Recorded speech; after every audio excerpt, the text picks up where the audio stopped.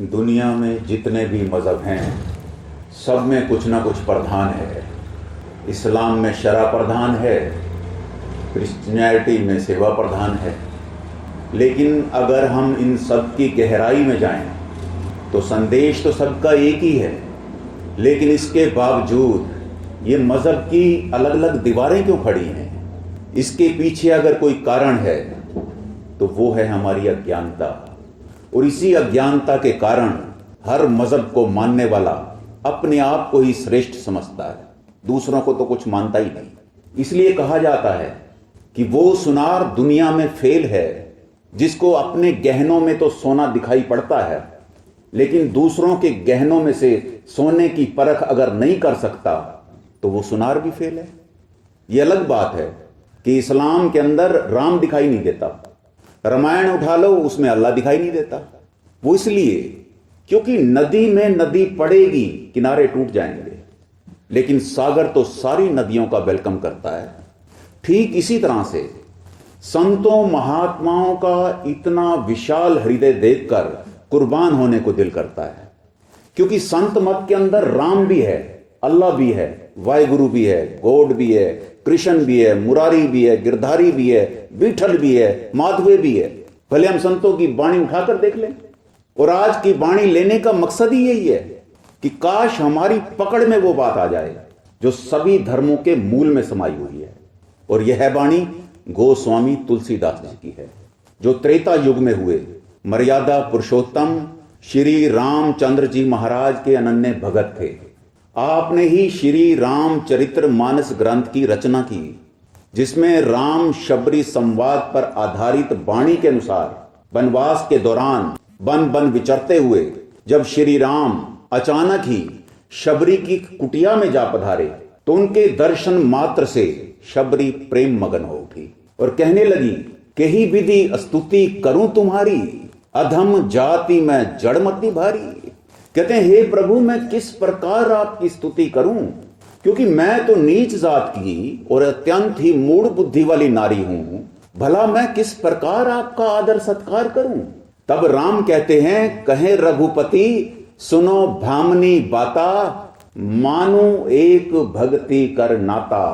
कहते हैं, हे भक्ति भावना से भरी हुई शबरी, मैं दिखावे की खातिर की गई प्रार्थनाओं और स्तुतियों से प्रसन्न नहीं होता, बल्कि मैं तो सारे संसार में केवल और केवल एक भक्ति का ही रिश्ता मानता हूं। और ये भक्ति क्या है, कैसे की जा सकती है? गोस्वामी तुलसीदास जी इसके बारे लिखते हैं कि राम ही केवल प्रेम प्यारा, जान लो जो जानन हारा। कहते हैं, अगर उसे जानना है, उसे समझना है, तो वो तो प्रेम स्वरूप है और उसकी भक्ति प्रेम का दूसरा नाम है। इसलिए पलटू साहब ने फरमाया कि पलटू ऊंची जात का, मत कोई करे अहंकार, साहिब के दरबार में केवल भक्ति प्यार। और ये भक्ति प्यार कहां से कैसे हासिल किया जा सकता है, ये आज आप हमें समझाने जा रहे हैं। इसलिए आप कहकर आए कि सावधान होकर सुनना, क्योंकि भक्ति के 9 स्टेप हैं जो उस वक्त श्री राम ने शबरी को बताए। वो नवधा भक्ति कड़ी दर कड़ी आप हमारे सामने रख रहे हैं। आपने फरमाया, प्रथम भक्ति संतन कर संगा। गोस्वामी तुलसीदास जी के मुताबिक ये बात किसी साधारण व्यक्ति ने नहीं कही, बल्कि ये बोल थे स्वयं श्री रामचंद्र जी महाराज के। तो फिर इस बात का महत्व भी तो उतना ही बड़ा होगा। अगर श्री राम कह रहे हैं कि प्रथम भक्ति संतन कर संगा, क्या कारण है कि सारे ऋषि मुनि भी गा रहे हैं, श्री राम भी गा रहे हैं, दुनिया जहान के सारे ग्रंथ भी कह रहे हैं कि संतों का संग करो। दादू साहब ने भी यही कहा, दादू राम मिलन के कारण जेतु खड़ा उदास, साधु संगत शोध ले, राम उन्हीं के पास। कहते हैं, अगर तुम उस राम यानी जो सब में रमा हुआ है, उस क्रिएटिव पावर परमात्मा से मिलना चाहते हो तो सबसे पहले संतों का संग करो। लेकिन दुनिया में जो लोग 2 अक्षर ज्यादा पढ़ जाते हैं वो समझते हैं संत की जरूरत ही क्या है। ऐसी सोच रखने वालों के लिए संत रविदास जी महाराज ने और खुलासा करते हुए फरमाया कि साध संगत बिन भाव नहीं उपजे और भाव बिन भक्ति नहीं होए तेरी। आप फरमाते हैं जब तक हम किसी संत सतगुरु का संग नहीं करते तब तक भक्ति का तो सवाल ही पैदा नहीं होता, क्योंकि बिना संत के भक्ति में भाव जागृत हो नहीं सकते और बिना भावना के भक्ति सिर्फ एक कर्म बनकर रह जाएगी, क्योंकि भावना के साथ भक्ति जुड़ेगी तभी भगवान तक पहुंचेगी। उदाहरण के तौर पर दुनिया के अंदर आज तक जितने भी आविष्कार हुए बुद्धि के साथ आंखें जुड़ी तभी हुए, नहीं तो अगर आंखें कहीं और देख रही हैं, बुद्धि में विचारधारा कोई और चल रही है, ये तो ऐसे हुआ जैसे राह कहीं राही कहीं और रहबर कहीं, यूं भी भला मंजिल मिली है कहीं।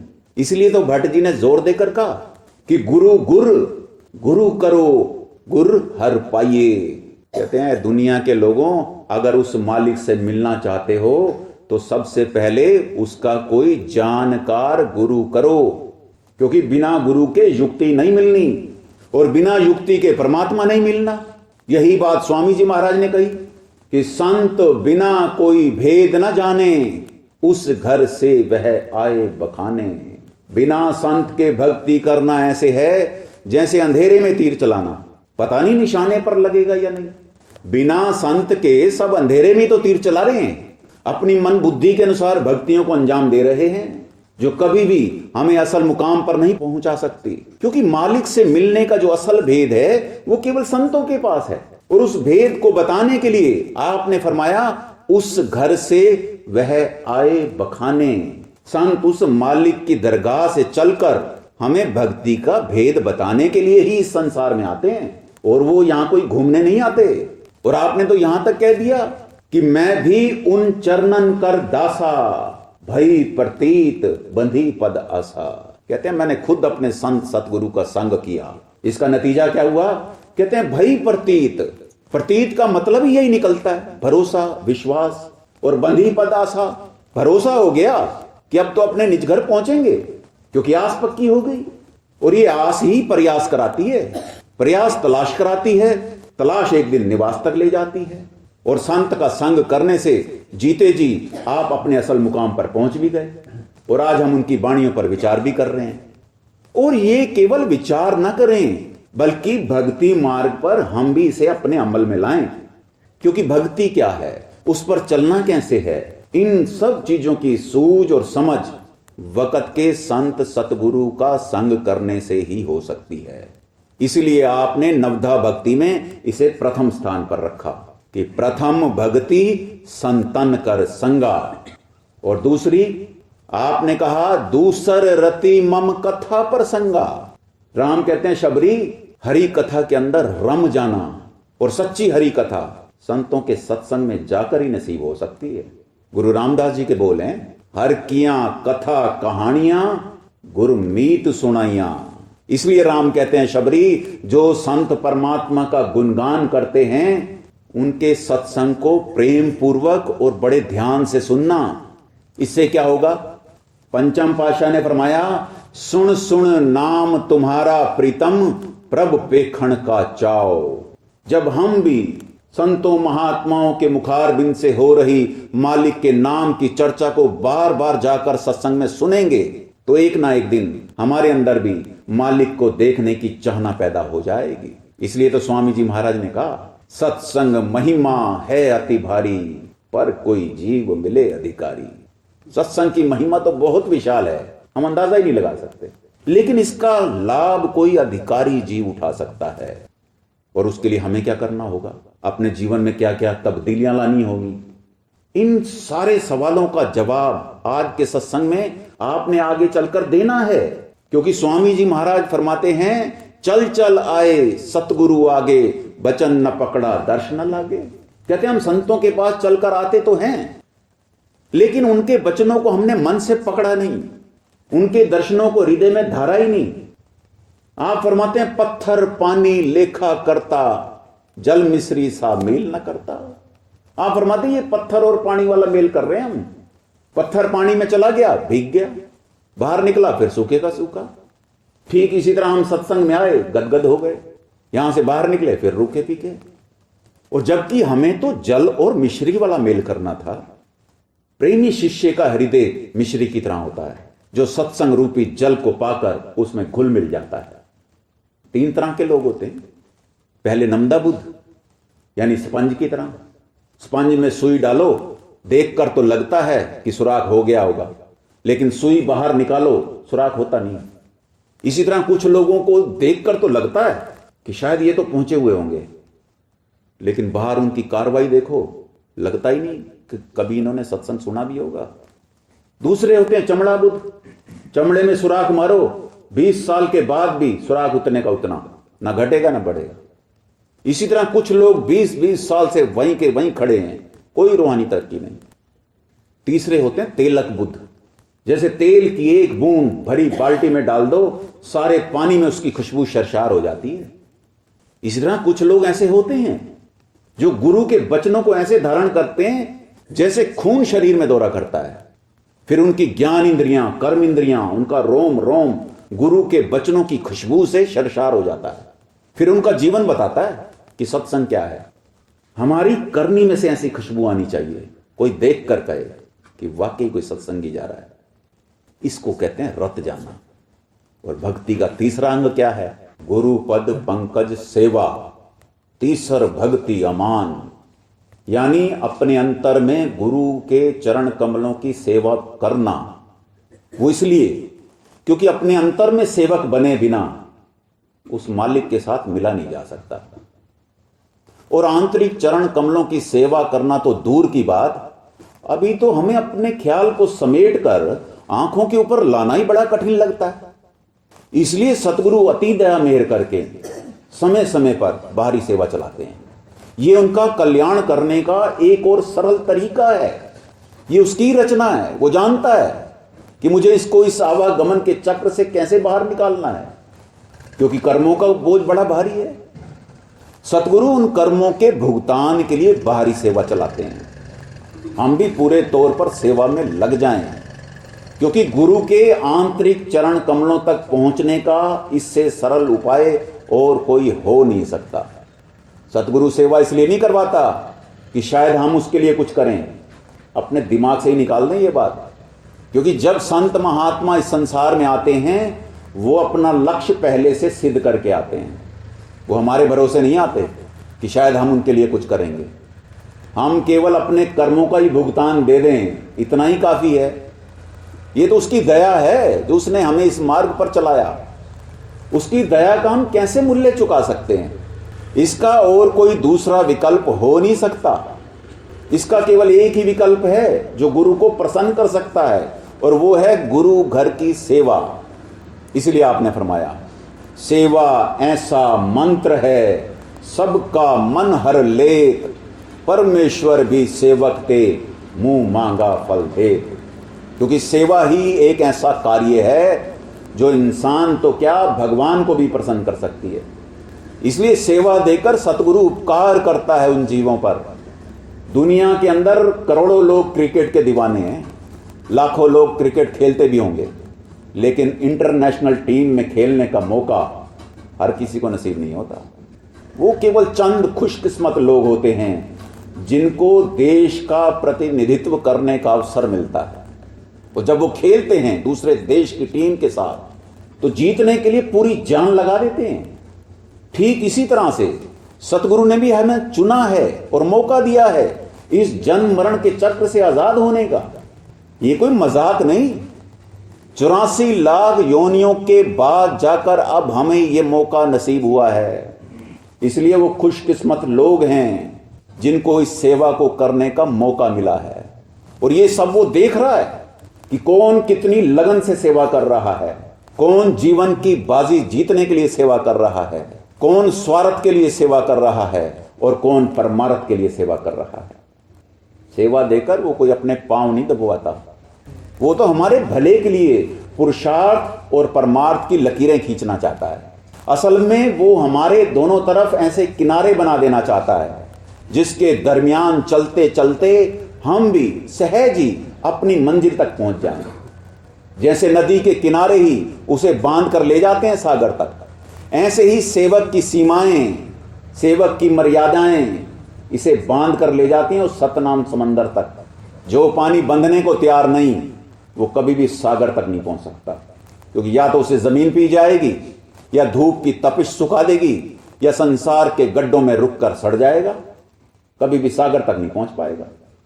ठीक इसी तरह से दुनिया के अंदर बहुत लोग परमेश्वर को पाने के लिए यत्न किया करते हैं, लेकिन बहुत कम लोग ही परमेश्वर तक पहुंच पाते हैं, क्योंकि ज्यादातर को संसार की मजबूरियां पी जाती हैं, कुछ को विकारों की तपिश सुखा देती है, कुछ को अज्ञान रूपी गड्ढे रोककर जीवन सड़ा देते हैं। कहने का भाव सिर्फ इतना है, वो भाग्यशाली लोग होते हैं जिनको गुरु घर की सेवा नसीब होती है, और जो गुरु मत को अपनाकर परमात्मा तक के सफर को तय कर जाते हैं।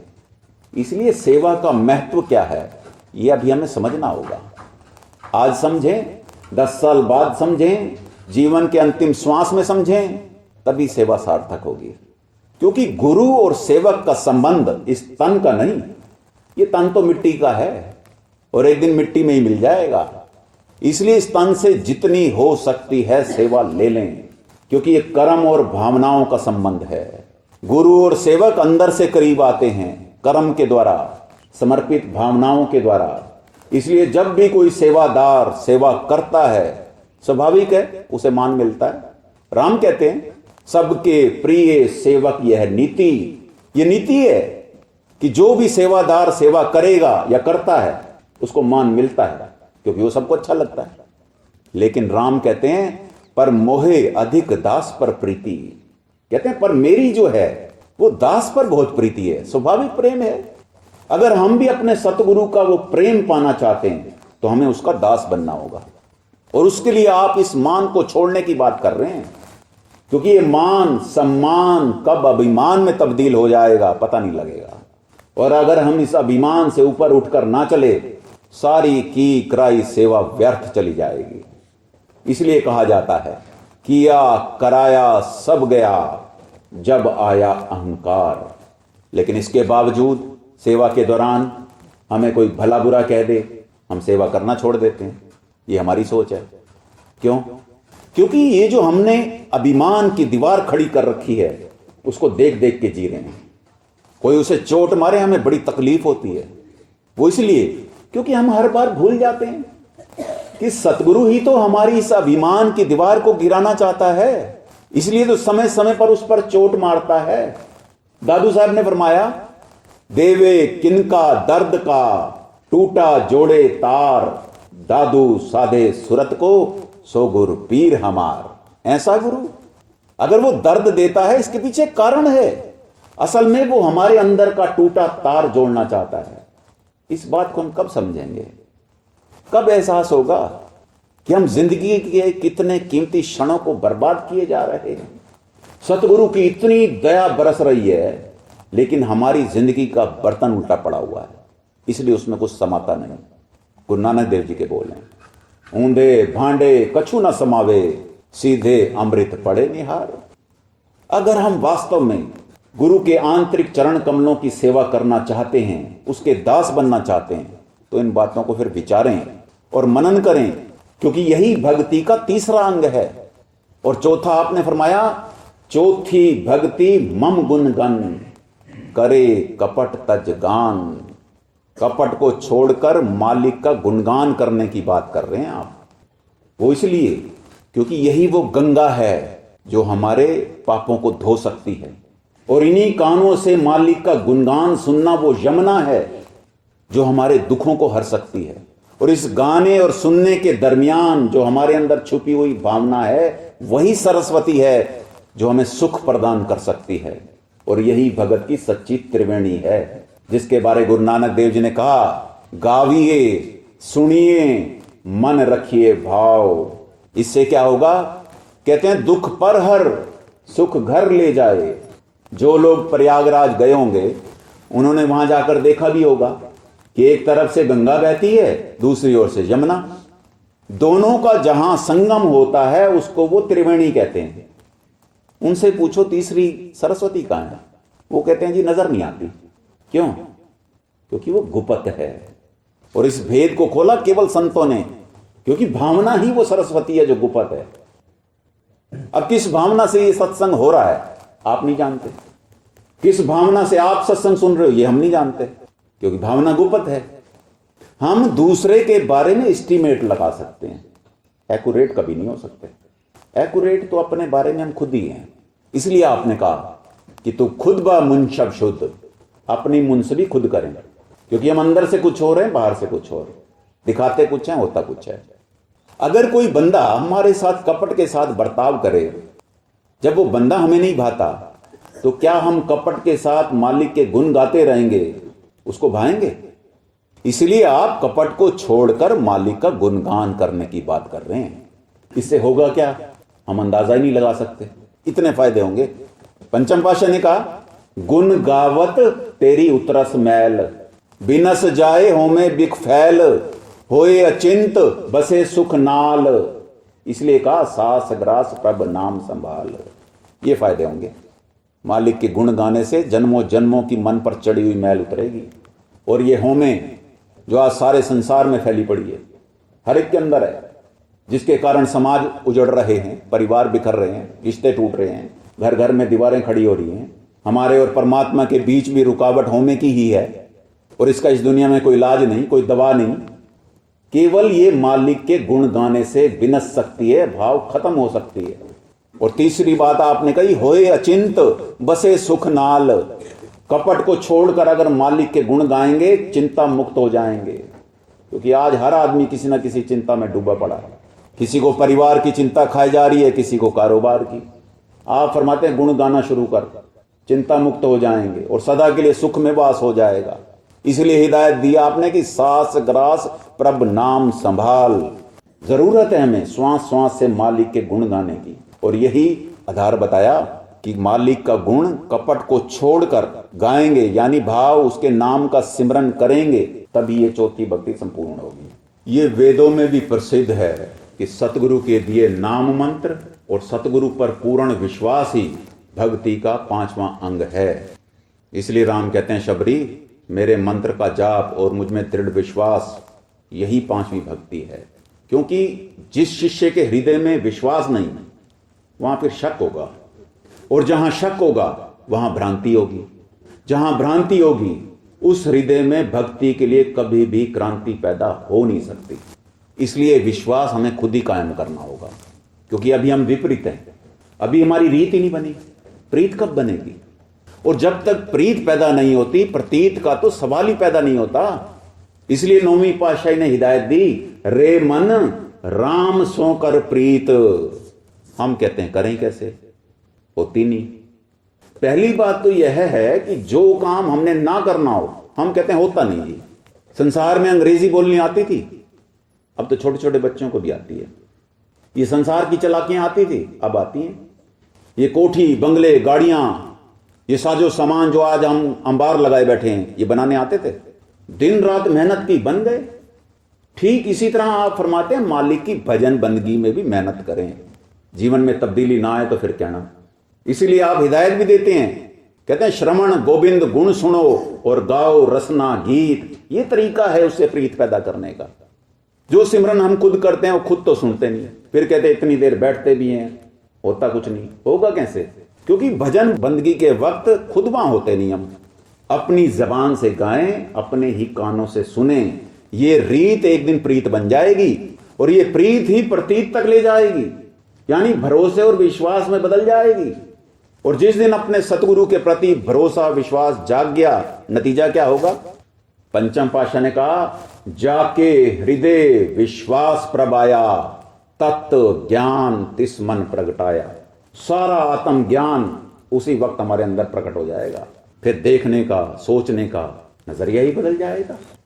इसलिए गुरु के दिए नाम मंत्र और गुरु पर पूर्ण विश्वास को आपने भक्ति का 5वां अंग बताया।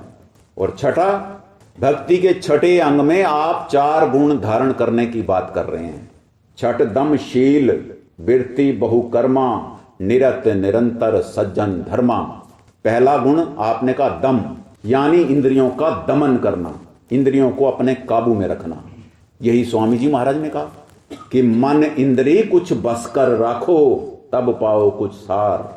अभी हमारे जबान के रस पूरे नहीं हो रहे, कपड़ों के फैशन खत्म नहीं हो रहे, आंखें रूप देख देख के नहीं रज रही, सार कहां से मिलेगा? गुरु नानक देव जी ने कहा एते रस शरीर के घट नाम निवास। अनुभव यही बतलाता है कि जब तक अंदर का हो रहा वो राम रस हरि रस हम नहीं लेंगे, ये बाहर के रस छूट नहीं सकते। संत रविदास जी ने भी यही कहा, ना विचार्यो राजा राम को रस, जेह रस अन रस बिसर जाएं। अगर हम भजन बंदगी को अंजाम दें, अपने ख्याल को समेट कर अंदर लाएं, अंदर हो रहे उस शब्द के रस को, जिसको आपने राम रस हरि रस भी कहा, जब उसे चख लेंगे, ये बाहर के रस छोड़ने की जरूरत नहीं पड़ेगी, अपने आप छूट जाएंगे। जिनके घर कुकिंग गैस आ गई, वो क्या अभी भी लकड़ियां जलाते हैं? लकड़ियां जलानी उन्होंने छोड़ी नहीं, छूट गई। जिनके घर कारें मोटरसाइकिलें आ गई, वो क्या अभी भी साइकिलें चलाते हैं? साइकिलें चलाना उन्होंने छोड़ा नहीं, छूट गए।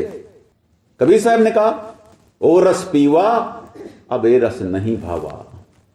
और दूसरा आपने कहा शील, यानी निर्मल आचरण, स्वभाव में शालीनता धारण करें, बोलचाल में मिठास लाएं, क्योंकि बोली बंदूक से निकली गोली से भी ज्यादा खतरनाक होती है। कई बार जबान से निकले बोल बाण से भी ज्यादा घाव कर जाते हैं, क्योंकि ये बाण का घाव तो कभी ना कभी भर जाएगा, लेकिन जबान से निकले अल्फाजों का घाव सारी जिंदगी नहीं भर सकता। इसलिए तुलसी साहब ने हिदायत दी कि बाणी ऐसी बोलिए मन का आपा खोए, औरन को शीतल करे आपा शीतल होए। और तीसरी बात आपने कहा वृत्ति बहुकर्मा, यानी उन सब कर्मों को तजना जो संत मार्ग पर शोभा नहीं देते या रूहानियत के मार्ग पर रुकावट हैं। वो कौन सी चीजें हैं?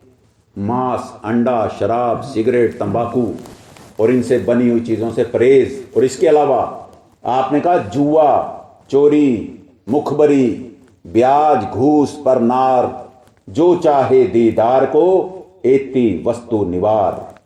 अगर हम वास्तव में अपने अंदर उस पार ब्रह्म के दीदार करना चाहते हैं तो फिर इन चीजों से परहेज करें। भगत नामदेव जी ने भी यही कहा, पार ब्रह्म जो चीन सी आशा तेना भाव सी। संसार की वासनाएं फिर अच्छी नहीं लगेंगी, छोड़नी पड़ेंगी। और ये परहेज भी है। हम कहें जी पब में भी जाएं, क्लब में भी जाएं, सैर सपाटे भी जारी रखें, सिनेमा भी देखते रहें, सत्संग भी सुने और सिमरन भी हो जाए, हो नहीं सकता। जिंदगी डेवलप नहीं होगी। अगर हम भक्ति मार्ग पर चलना चाहते हैं तो भगत तो बनना पड़ेगा। और भगत का पहला भब्बा ही यही सिखलाता है, भावना के साथ भक्ति करेंगे तभी गग्गे से ज्ञान बनेगा। और ये ज्ञान ही तत्ते से त्याग करवाएगा बुरी वासनाओं का, गलत कामों का। तब हम सही अर्थों में भगत कहलाने के योग्य बनेंगे। और चौथी बात आपने कहा निरत निरंतर सज्जन धर्मा, यानी हमेशा सज्जन पुरुषों की संगत में जाकर बैठना है। इससे क्या होगा? कबीर साहब ने कहा एक घड़ी आधी हूं से याद, कबीर संगत साध की कटे कोट अपराध। अभी हमें इन बातों का अंदाजा ही नहीं है कि संतों महात्माओं की संगत में बैठने से करोड़ों पापों का नाश हो जाता है। इसलिए इंद्रियों पर रोक, निर्मल आचरण, बुराइयों का त्याग और सज्जन पुरुषों की संगति को आपने भक्ति का छठा अंग बताया। और सातवां, राम कहते हैं शबरी भक्ति का सातवां अंग है सातम सम मोहि मैं जग देखा, यानी सारे जगत को राममय देखना, क्योंकि वो सब में समाया हुआ है। पत्ते पत्ते में है झांकी भगवान की, पर किसी सूझ वाली आंख नहीं उसकी पहचान, क्योंकि वो तो जल थल आकाश सृष्टि के कण कण में मौजूद है। उसे ढूंढने के लिए कहीं बाहर भटकने की जरूरत नहीं, उसे केवल अपने अंदर सर्वव्यापक देखने वाली आंख खोलने की जरूरत है। पंचम पाशाह ने कहा सगल वनस्पति में बेसंतर, सगल दूध में घिया, ऊंच नीच में ज्योत समाणी, घट घट माधो जिया। सारे संसार में जितनी लकड़ी है उसमें अग्नि मौजूद है, लेकिन दिखाई नहीं देती, ये उसकी कलाकारी है। जितना दूध है उसमें घी मौजूद है, नजर नहीं आता। उसे प्रकट करने के लिए विधि अपनानी पड़ती है। ठीक इसी तरह वो मालिक सबके अंदर विराजमान है, वो भी नजर नहीं आता। उसे प्रकट करने के लिए सतगुरु की बताई विधि अपनानी पड़ेगी। जिन्होंने अपनाई उनको फिर अपने अंदर और बाहर उसका अनुभव जागता है।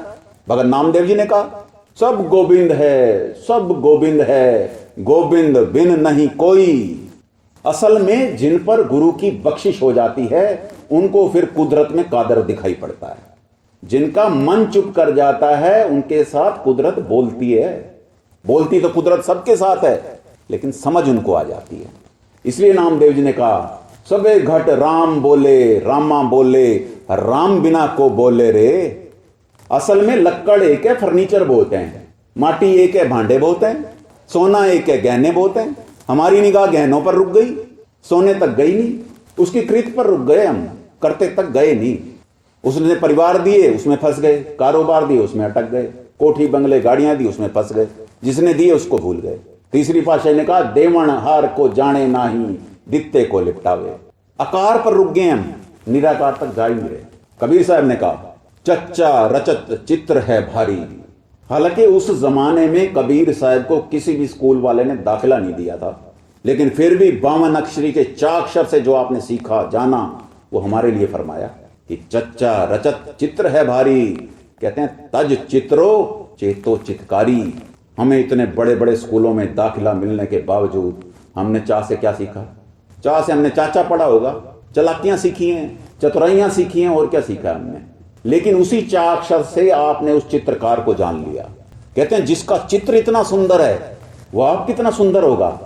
कहते हैं, दुनिया के गुण देख के अटक मत जाना, दुनिया को गुण देने वाला वो आप कितना बड़ा गुणवान होगा। कहने का भाव सिर्फ इतना है, जितनी खोज हमने पदार्थ के तल पर की, अगर उतनी खोज हमने परमार्थ के तल पर की होती, आज हमारी अवस्था कुछ और होती। कुल मिलाकर भाव यह है कि सृष्टि के जर्रे जर्रे में उस कुल मालिक का दीदार करने वाला ही श्रेष्ठ भगत है, जो गुरु की कृपा से समदर्शी हो गया। इसलिए राम कहते हैं, शबरी मोते संत अधिक करी लेखा। कहते हैं, मुझसे अधिक सम्मान उस संत का करना जिसने मुझ तक पहुंचने का वो भेद, युक्ति, साधन, तरीका समझाया। इसलिए तो कबीर साहब ने फरमाया, गुरु गोबिंद दो खड़े काके लागू पाए। कहते बलिहारी गुरु आपने जिन गोबिंद दिया मिलाए। कहते मैं तो अपने गुरु पर बलिहार जाता हूं, क्योंकि उसने उस ना दिखने वाले निराकार परमात्मा से साक्षात्कार करा दिया। और भक्ति के 8वें अंग में आपने कहा, जथा लाभ संतोषा। संतोष का मतलब ही यही निकलता है कि अपने मन को प्रभु की इच्छा के मुताबिक ढालना। पर यह होगा कैसे? पंचम पातशाह अपना तजर्बा बयान करते हुए फरमाते हैं, जो प्रभ कीनो सो भल मान्यो। दुनिया की कोई भी पढ़ाई ऐसी अवस्था में लाकर खड़ा नहीं कर सकती। फिर आपकी ऐसी अवस्था कैसे कायम हो गई? वो सीक्रेट, वो राज की बात आप हमारे सामने रख रहे हैं। आप फरमाते, ए सुमत साधु ते पाई। कहते हैं, ऐसी सुमत सोझी बुद्धि मुझे सतगुरु से प्राप्त हुई। जिसने भी पूरे तौर पर अपने आप को सतगुरु के प्रति समर्पित कर दिया, उसकी फिर ऐसी अवस्था बन गई। जैसे मीराबाई ने कहा, जो पहरावे सोई पहरूं, जो देवे सो खाऊं, जहां बिठाले तित्ती बैठूं, बेके तो बिक जाऊं। ये है संतोष। इसको कहते हैं मालिक की रजा में राजी रहना। और जैसे जैसे संतोष बढ़ता है, वैसे वैसे भक्ति भी रंग लाती है और बैराग को जन्म देती है। और ये बैराग ही हमें हमारे लक्ष्य तक ले जाता है। इसलिए आपने कहा, सुपने नहीं देखे पर दोषा। परमार्थी को कभी सपने में भी दूसरे में दोष देखने की जरूरत नहीं है, क्योंकि जो दूसरे को बुरा कहेगा वो आप अच्छा हो नहीं सकता। जो दूसरे की बुराई करके अपनी इज्जत बनाएगा, नहीं बनेगी। अगर इज्जत लेनी है तो पहले दूसरों को इज्जत देना सीखें, फिर मिल जाएगी। और अगर दोष देखने भी हैं तो अपने अंदर देखें। गुरु नानक देव जी ने कहा, हम नहीं चंगे बुरा नहीं कोई। बस इतनी सी बात भी अगर हम मान लें, ये अहंकार चला जाएगा, ईर्ष्या भी चली जाएगी। हम नहीं चंगे, क्योंकि अहंकार हमेशा गुणों का होता है, अवगुणों का कोई अहंकार नहीं करता। आज तक किसी भी दुकानदार ने अपनी कमियों के बोर्ड तो नहीं लगाए, हमेशा गुणों के बोर्ड लगे होते हैं। और दूसरी बात आपने कही, बुरा नहीं कोई। अगर इतनी सी बात मान लें तो ईर्ष्या भी चली जाएगी। जब बुराई कोई नहीं, ईर्ष्या किससे करेंगे? ये अलग बात है जो गुरु अमरदास जी ने कहा कि खोटे खरे तु दाप पाए, तु दापे परखे लोक सबाए, खरे परख खजाने पाए, खोटे भरम भुलावणिया। सारे जगत को उसने ही पैदा किया है, चाहे वो अच्छे हैं चाहे बुरे हैं, लेकिन वो खुद उन्हें परखने भी आता है। वो इसलिए क्योंकि उसने हमें इस संसार में सीखने के लिए भेजा था। और जो सीख जाते हैं, गुरु मत को अपनाकर खोटे से खरे बन जाते हैं, और जिनको वो परख के काबिल बना लेता है, उनको अपने साथ मिला लेता है। और जिनको परख के काबिल नहीं बनाता, उनको संसार के भ्रमों में उलझाए रखता है। अब ये निर्णय हमें खुद करना होगा कि वापस जाकर हमें अपने असल में समाना है या फिर से इस आवागमन के चक्र में आना है। भक्ति के 9वें अंग में आप कह रहे हैं सरलता।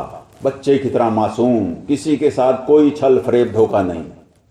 असल में हैं तो हम सब परमात्मा की अंश, लेकिन मन का साथ लेने के कारण इस मायावी संसार के छल फरेब धोखों में पड़कर, लोभ लालच में पड़कर अपनी मासूमियत गवा बैठे हैं। हमारा जीवन छल फरेब धोखों से भर चुका है, हमारी शक्लें तक बदल चुकी हैं। कई बार देखा जाता है कि बड़ी बड़ी ज्ञान की बात करने वाले भी अंदर से बड़े क्रोधी होते हैं, कठोर होते हैं, बड़े महाक्रोधी। यहां ठीक बैठे होंगे, लेकिन घर परिवार कारोबार में जाते ही आसमान सिर पर उठा लेंगे, क्योंकि अंदर से नहीं जुड़े। इसलिए हजरत ईसा कहते हैं, जब तक हम बच्चे की तरह मासूम नहीं बन जाते, तब तक मालिक की दरगाह में जाने के काबिल नहीं बन सकते। और अगर अपनी खोई हुई मासूमियत को हासिल करना चाहते हैं तो हमें फिर से बच्चे की तरह सरल बनना पड़ेगा। लेकिन आज के ज़माने में सरल होना ही सबसे कठिन है। वो इसलिए हमें लगता है सबसे बड़ा रोग क्या कहेंगे लोग। इस बात के जवाब में पलटू साहब फरमाते हैं, जग हंसे तो हंसण दे, पलटू हंसे न राम, छोड़ जगत और कुल की लाज, कुछ कर लो अपना काम। और अपना काम है केवल नाम। नाम का अभ्यास करेंगे, ये नाम ही हमें ऐसी अवस्था में लाकर खड़ा कर देगा जहां से फिर ये दुनिया के सुख दुख हमें व्यापेंगे नहीं, ये लोभ मोह अभिमान स्पर्श नहीं कर पाएंगे। नौवीं पातशाह ने कहा, सुख दुख जय पर से नहीं, लोभ मोह अभिमान, कह नानक सुन रे मना, सो मूरत भगवान। कि जिसको ये लोभ मोह अभिमान स्पर्श नहीं कर पाते, कहते हैं वो तो भगवान की मूरत बन जाता है, भाव उसका रूप हो जाता है। अगर हम भी ऐसी अवस्था तक पहुंचना चाहते हैं तो जैसे शबरी ने पूरी भावना के साथ भक्ति को अंजाम दिया और अपनी कुटिया में बैठे बैठे अपने आराध्य राम को पा लिया, हम भी भक्ति की 9 सीढ़ियों को चढ़कर ही अपने भगवान तक का सफर तय कर सकते हैं।